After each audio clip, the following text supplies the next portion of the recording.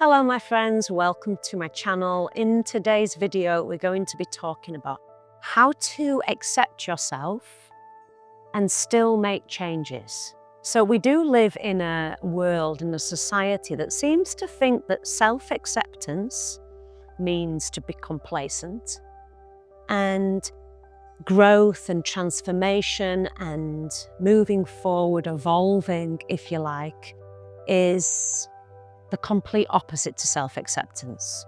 And it's not true.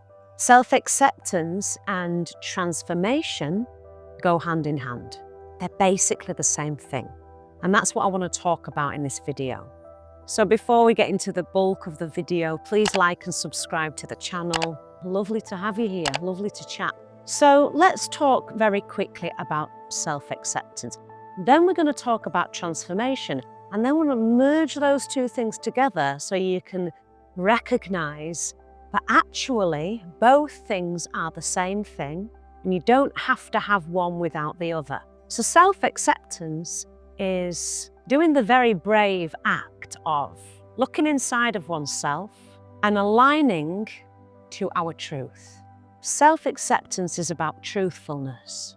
It's about recognizing who we are at our core, not what the ego tells us we must be, shouldn't have been, not what society tells us we must be, shouldn't have been, can't be, won't be, not what our friends or our parents or our conditioning circles tell us we can or we can't be. That's not self-acceptance. That is looking for validation for who we are, for our existence. Self-acceptance is going, it doesn't matter what society says, what the conditioning fields say, what my social circles say, what any Tom, Dick and Harry down the road thinks about who I am. Self-acceptance is about knowing oneself to the core, knowing our values, knowing our truth and aligning to that. That's what self-acceptance is. It starts with knowing ourselves beyond the stories that we've told ourselves about ourselves throughout life. Self-acceptance is saying, I love myself anyway, because I am. I am a child of the universe and I am worthy of being here. No matter what else happens, I'm already worthy and I'm already acceptable as I am. That's self-acceptance. It's accepting our light. It's accepting our shadow. It's accepting everything in between. Because whatever we accept, we bring to peace. And so when we start to accept ourselves, we bring ourselves to peace. We release this internal conflict. Now, self-improvement, maybe I don't want to call it self-improvement, I might want to call it transformation. I might want to call it evolving. Or I might want to call it growth. These things are about awakening to our truth, our values, our gifts, our talents, our skills, and really letting them shine. Moving forward, making a change. Making a change because maybe we want something different for our life. Maybe we want to live in another country. Maybe we want to start a family. Maybe we want to have a certain design in our home. All these things are okay, right? Maybe we want to start a business. Maybe we want to have more freedom. Maybe we want to read more books. Maybe we want to pursue our passions, our art, our writing, our career path. Yet all these things are about evolving and transformation and growth. And all of those things are okay.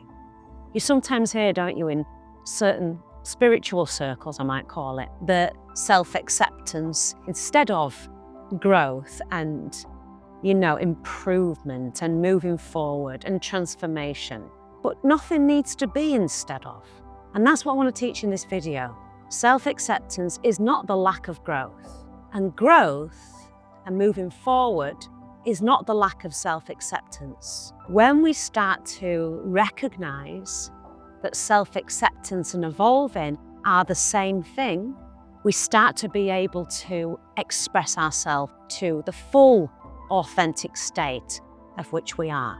Let's talk about self-acceptance and self-improvement and what really the key that merges these two things together. and why they're not different. Why changing something is not a bad thing. And why self-acceptance won't make you lazy and won't make you complacent and won't make you stop evolving. Because both things mean aligning to your truth. You don't need fixing to evolve. Nothing needs to be fixed to transform, to grow. You need to align to your truth, and that comes with self-acceptance. And when we align to our truth, we are aligned to our highest vibration. We align to an unconditional state of love for ourselves. And an unconditional state of love for ourselves comes without conditions. And this is such a huge high frequency. It's the frequency of life. And when we align to the frequency of life, we align to our truth. And when we align to our truth, things naturally blossom. We don't have to force our next move. We don't have to think about how something must change. We don't have to grasp at the changes in the future and feel that we're lacking in the now. When we align to our truth, naturally, we move forward. So self-acceptance is not complacency. It's not being lazy and not wanting to grow. It's not saying, this is my life and I don't want it to ever change. It's not fixed, because life is constantly changing, right? It's always in flux. Self-acceptance is saying, I own who I am at my core, no matter what I'm believed I should feel about myself. And evolving and changing something is the beautiful experience of life that we're allowed to have, right? We live in this material world. It's a miracle. It's a bloody miracle. Looking out the window and there's birds and there's trees and there's little houses with people inside and there's sheep over there and it's raining. Usually, if I wasn't doing this talk, I would think, I wish it was sunny.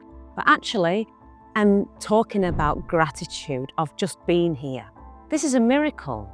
Part of our exploration of this miracle, part of our treat and experience of the human life is to be able to evolve and grow and see where we can magically take ourselves through our passions and our enjoyments and our skills and our talents and our gifts, all of which we each have different ones. None are less and none are more. They're all different and they all merge into a very beautiful ecosystem, a team, unity, which allows us to work together. When we align to our truth, through self-acceptance, through honouring who we are, we naturally evolve because we remember what we're good at. We remember our confidence. Not confidence from the ego. I'm not talking about arrogance when I talk about confidence. I'm talking about truth. Truth in knowing who we are. We align to our confidence. We align to our centre. We align to presence. We align to the creative flow of the universe. We align to our energy. Yeah, we balance our nervous system out. We align to the creation that we are. And when we align to that, when we align to our truth, there is nothing more to do to evolve. We're just naturally going to move forward because truth, the vibration of truth and love and abundance and self-belief grows. When we know that about ourselves, it attracts the opportunities, it attracts the experiences, it attracts the path. I'm not saying that this path is free of suffering. I'm not saying that this path is free of uncomfortable situations and uncomfortable emotions and uncomfortable thought patterns. Yeah, that would just be bypassing life. That's not what I'm talking about. Truth is not necessarily lovely, floaty rainbows and everything aligns perfectly. Nothing bad happens and we instantly know our gifts and we become these power workers. That's just not how life works. But what I am saying is when we align to our truth and we accept ourselves for who we are, naturally we start to evolve. So when society says that those two things are separate, it's simply not true. In fact, nothing's separate. Nothing's separate. When we were born, we were all crown chakra. We were all oneness, unity. We didn't see the separation between spirit and the physical form. We didn't see the separation between all of the different things in life. We just felt this awe and wonder and this real deep connection to life, to presence, to joy, to that baseline emotion, if you like. And then when we start to grow older and we get into our adult life, we start to see this separation between everything. And self-acceptance is different to growth. No, it's not. It's the same thing. It's realigning back to that awe and wonder and truth that a child might have. And that you are separate to me, and I am separate to you, and we're all separate little people in our little homes. Sure, we all have our own identities. Sure, we all have our own personal histories and experiences and stories and lives that all make up a greater whole that is of truth and oneness.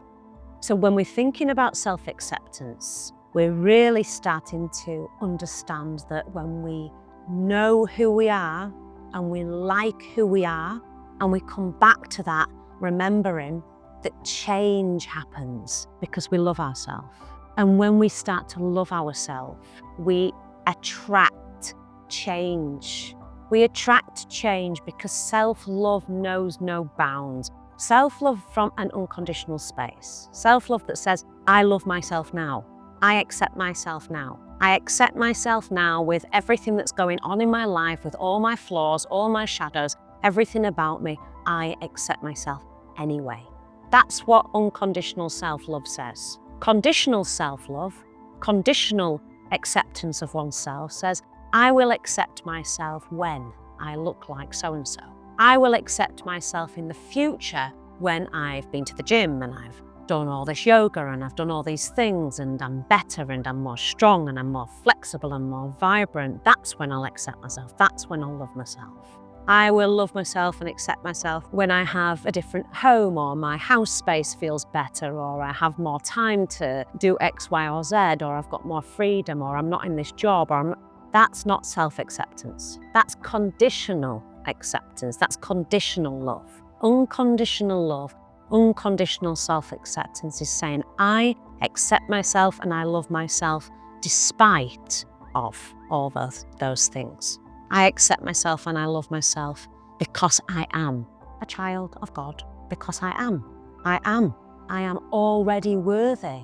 We were born worthy. And it's just about remembering that truth. And when we align to that truth, the world is our oyster. We don't have to go, oh, change isn't good because someone told me once that I shouldn't be thinking about self-improvement or change or evolving or transforming or, wanting wonderful things for myself in life. I shouldn't want that. That's attachment. It's not attachment. Attachment's becoming attached to all those things. It's becoming attached to life, becoming attached to our bodies, becoming attached to our looks. It's becoming attached to our homes, which is a very fixed state. Yeah, and it says that if I lose these things, then I'm not worthy anymore. Again, another space of conditional love, of conditional acceptance. True self-acceptance, true self-love naturally comes with change. It naturally comes with change.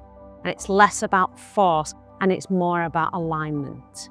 Now, before I get into 5 practical things that you can start to do to sort of bring that alignment of self-acceptance into the body, into the self, into the being, connecting back to your soul at its core. I want to quickly talk about why and how society sort of bleeds us into thinking that we can't accept ourselves. Society at whole and the media and people around us and conditioning fields and everything that we've been taught is all an advertising, is all about how can I make this person insecure so that I have taken their power away, so that I can dictate the way that they feel about themselves. And so no wonder we're a society of insecure people who can't accept themselves and actually don't know what true self-acceptance is. And we think it comes with things when actually it's about truth and alignment to an unconditional space of love. So once we've had this personal power taken outside of ourselves, then we're depleted of our energy, we're depleted of our life force. We have lost the connection to our inner body. We have lost the connection to the present moment, which is where our truth comes from. It's where we remember who we are. We don't remember who we are in the past. That's just full of loads and loads of memories and pain and trauma and stories that we tell ourselves. We don't remember ourselves in the future because that hasn't actually happened yet. So we can't remember something that hasn't actually happened. We just predicted that part. We can only remember ourselves from aligning ourselves to life, to creation, to presence. What's happened throughout life, specifically if we continuously attach to all of these different narratives in the media and things that people have said about us and stuff that might have happened at school and all of the things that we've been told that we can't do and we should do and we shouldn't do and what we should look like and we shouldn't look like and how we can't age or how so-and-so's aging better than so-and-so. And it's hard for everybody, right? I get it, I'm living here. But all that's doing is it's taking our power, our center outside of ourselves and it's selling back our security. You don't look good enough as you are. Buy this product. You need fixing because you don't have X, Y, and Z things that will make you have a wonderful life. You need fixing. Buy this product. Yoga teaches that we don't need fixing. But we've even started, specifically in the Western culture, to bring this need of fix into yoga. And that's not what yoga's about. Yoga is about aligning to our truth. Yoga is about connecting back to ourself. Wanting to be someone else is a waste of the person you are. Marilyn Monroe. This is where self-acceptance comes in. This is where we can have self-acceptance and change. Because self-acceptance is knowing who we are, learning to love every part of who we are, not some parts. Not just the good parts, also the shadows. Aligning to that person that we are and evolving into the person that we are, to that full blossom. Imagine a little acorn. A little acorn is a little acorn. It accepts itself as a little acorn. It's in a space of non-resistance, like all of nature. It doesn't go, oh, I accept myself and I'm in a space of non-resistance and I'm an acorn, therefore I can't change, I can't grow into an oak tree. But it doesn't necessarily think so much about growing into the oak tree. It just bees the acorn. It just bees the acorn without the complex human mind. And the nutrients and the environment around it, slowly, specifically because it's in a state of non-resistance, grows, and becomes this big oak tree.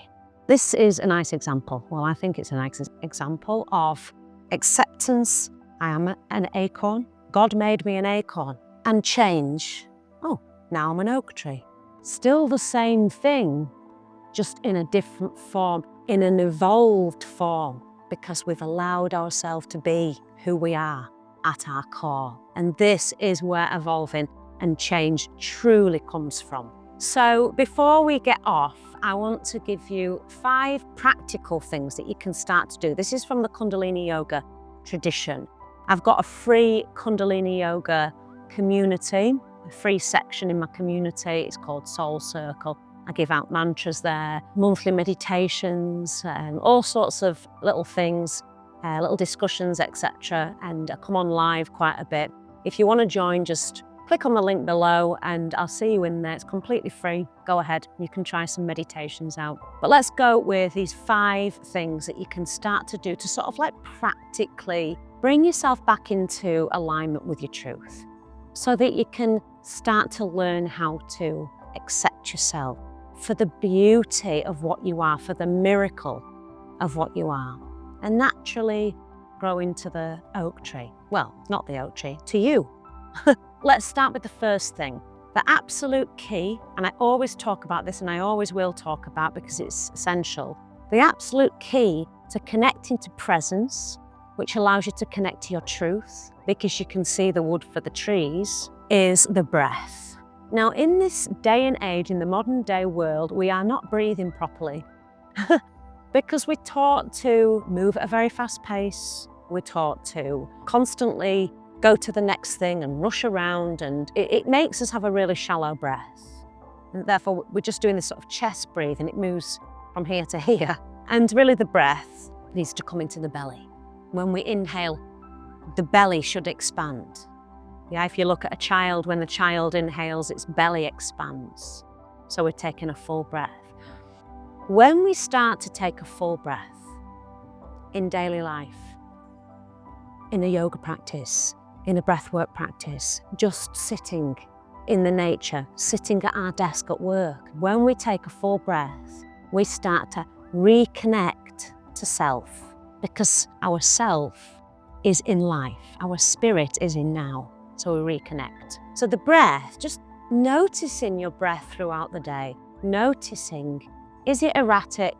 Can I become aware of it? Can I center myself a little bit more and come back to now? And who am I in this space? And how can I love myself and accept myself for everything that I am in this space? Because when you're present, you're already in a state of self-acceptance. It's all the stories from the past and the anxieties of the future and the fear of those two spaces that stops us from experiencing self-acceptance, which is already abundant in presence. Children accept themselves as they are because they're more present than adults. Breathing is the first thing. And you can do breath tools. Like I say, in this free part of my community, I give out these breath tools. So if you do need a tool, a practice, which I personally do need, to help you along the way, that's gonna be a helpful thing for you to start to do, is to actually put some little practices into your day-to-day life. So breathing. Number 2, affect your energy. Our energy, nothing works without our energy. Energy is at the core of everything. Energy is at the core of our being. When our energy is getting spilt out everywhere, like, oh, I'm not good enough because so-and-so in this magazine says I need this product to look like her. All these things that we get told on a regular basis. This is spilling out our energy. This is literally taking our daily energy battery outside of ourselves and going, okay, I'm gonna have to focus on something other than inside here. So that's what I would call energy leakage.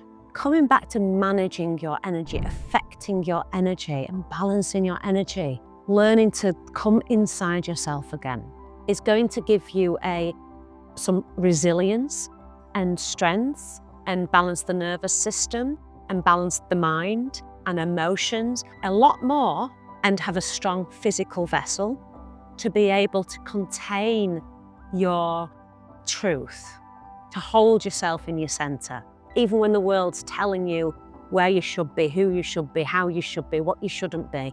If you are centered in yourself because you've affected your energy and you've got this equilibrium that's sort of balanced out, you're less likely to leak your energy left, right, and center and take yourself away from your self-acceptance and your growth in turn. So breathing and energy management. Number 3 is to connect back to presence. And both these things, breathing and energy management, allow you to align back to the present moment. Presence is the natural state of truth. Presence is the natural state of remembering who we are at our core. It's where we feel aligned to life. It's where growth comes from.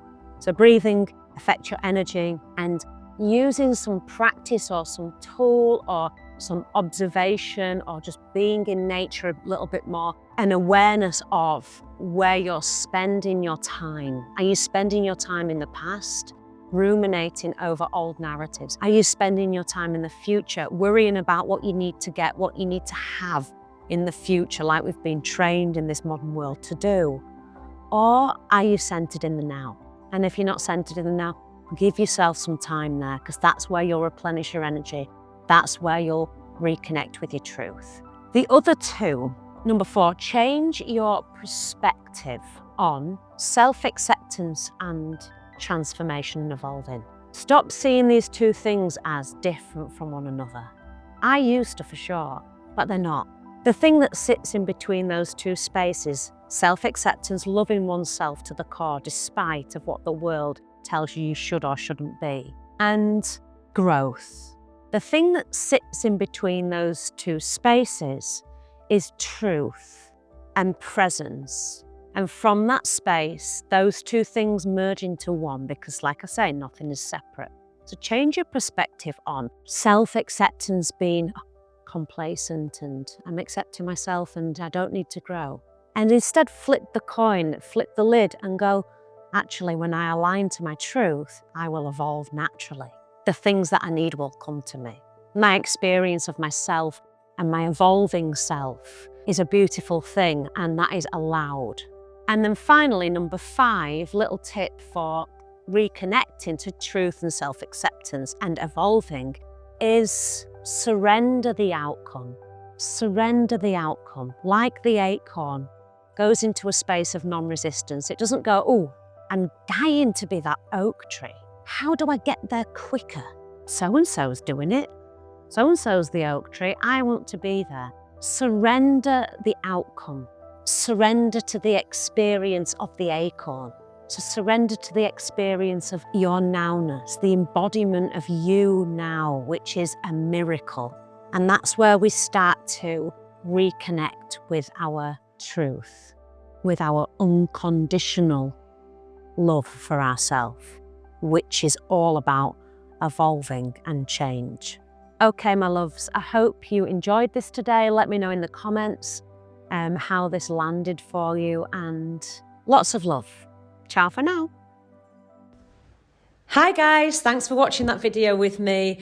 Don't forget to like and subscribe, it means the world to me. If you would like to watch any more videos, there's 2 here just for you.